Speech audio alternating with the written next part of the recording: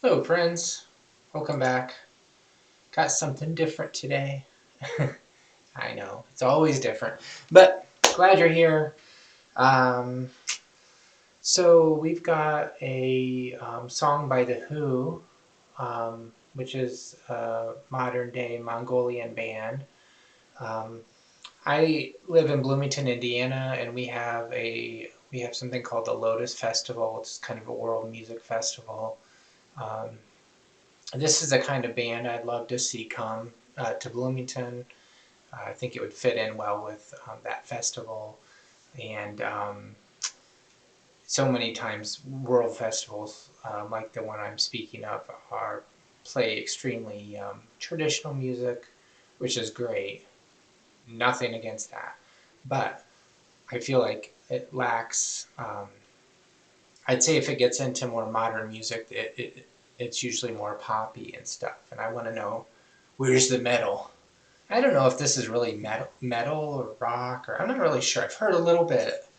I actually had my best friend in high school recommended this band to me a couple years ago.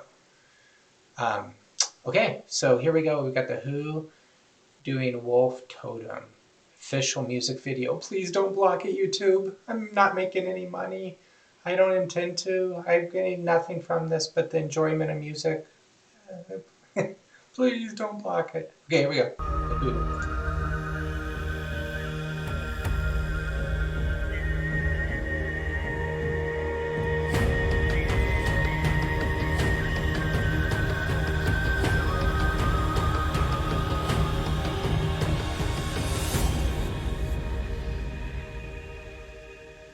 Cool emblem. That was short. No, I'm just kidding. Wow.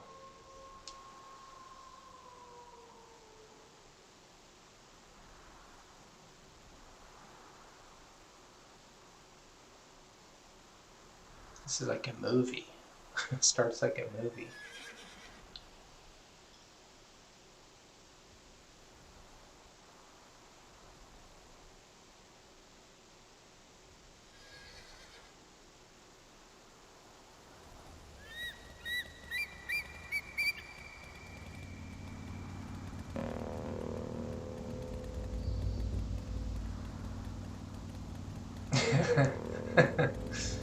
What?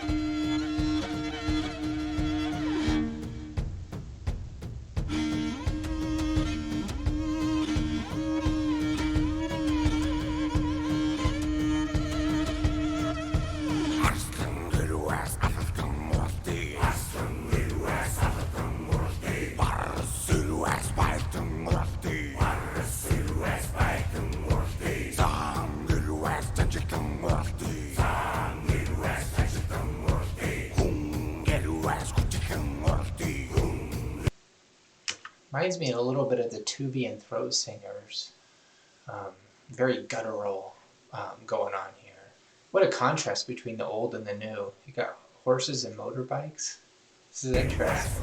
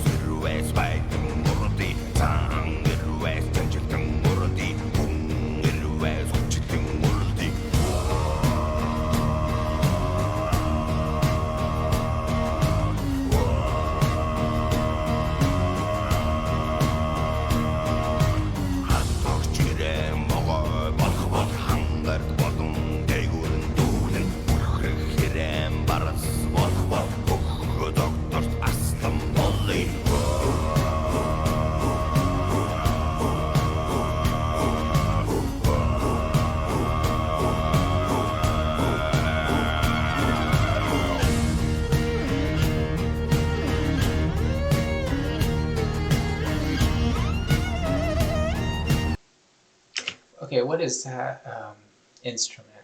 It looks two-stringed, but I don't think I know what. Actually, there's a couple instruments that I'm not sure about here. Oh, that.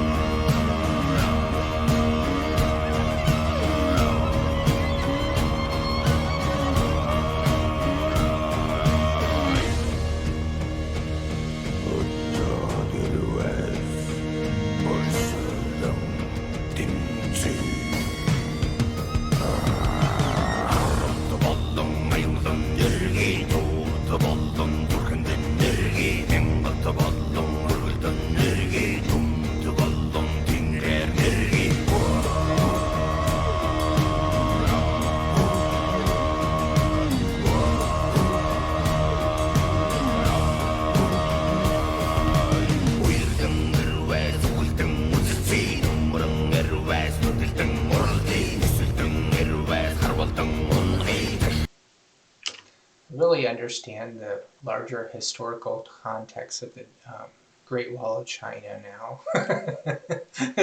Kind of get it a little bit more. I always thought, like, why would you build a wall that far out there with basically away from any population centers, or most of the wall is? But, I mean, Genghis Khan, think about the Mongolian Empire and how quickly they could move on horseback. And, Genghis Khan took over more area than Alexander the Great, I believe. So, seeing something like this is pretty cool.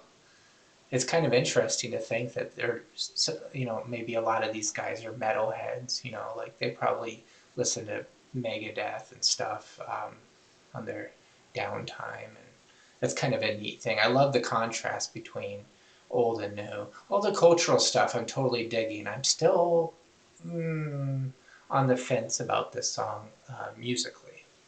I don't dislike it. No way. But I'm not sure how much I like it. And I'm still thinking about, it's very repetitive, and I understand it's supposed to be. But I really like the, proggy is not the right word, but the variations that the guy doing the stand-up two-string instruments doing. I feel like he is creating the most variety in this song and giving it a lot of extra layers. Otherwise, it's all very repetitive. It's almost like a meditative kind of song. Okay, let's get back to it. Enough of me babbling.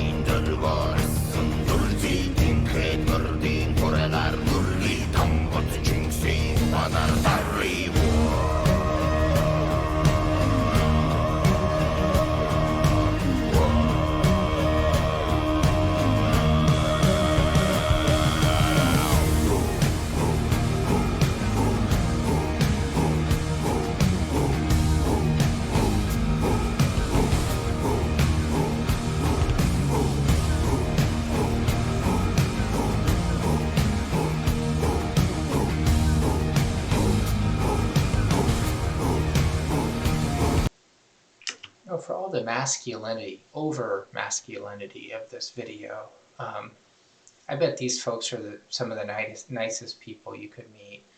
I feel like that's generally true of metalheads and stuff. Not always, of course. You can't say always about any group of people, but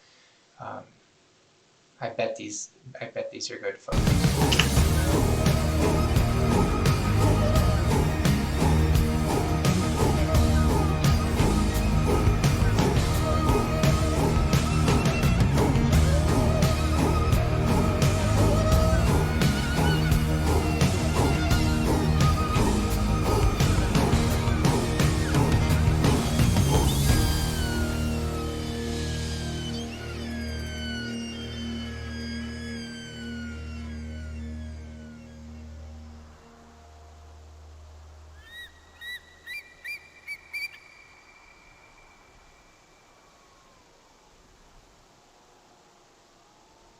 Hmm.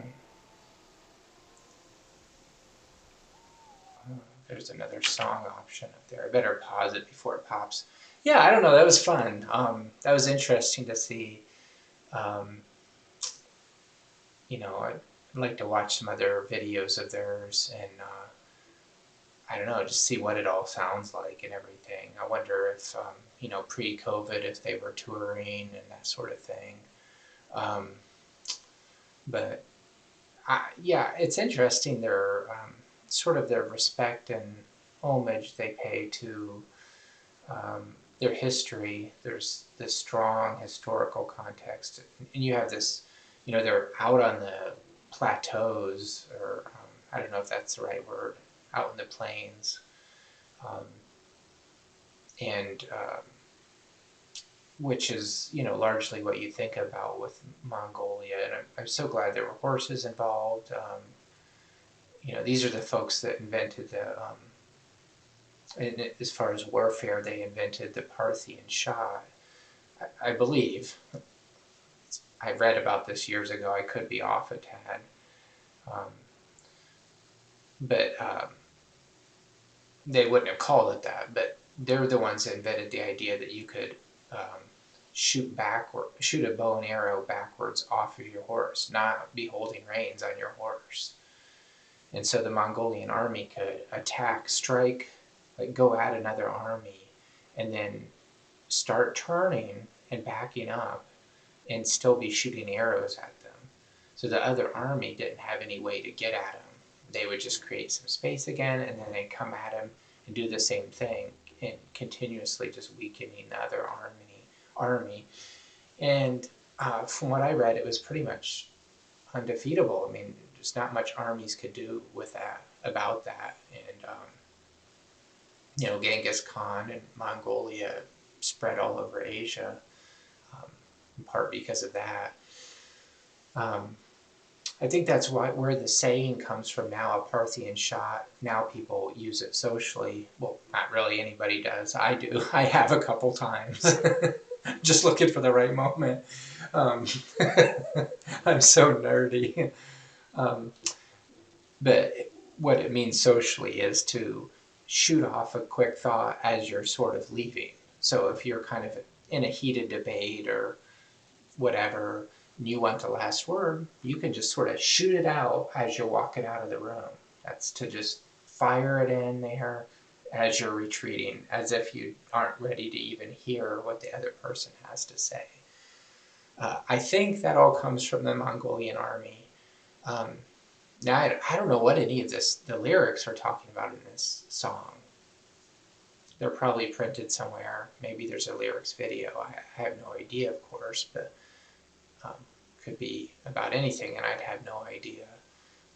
But this song emanates power, strength, resilience, um, and I respect it for that. Musically, it's a little bit more middle of the road. Um, I bet these guys have a lot of talent, and I bet they have other songs that show their musical abilities a bit more. But I really don't know. I don't know. Anyway, I'm glad I watched. Glad you watched. Thanks everybody for all the support. Really love it. And until the next time, take care of yourself.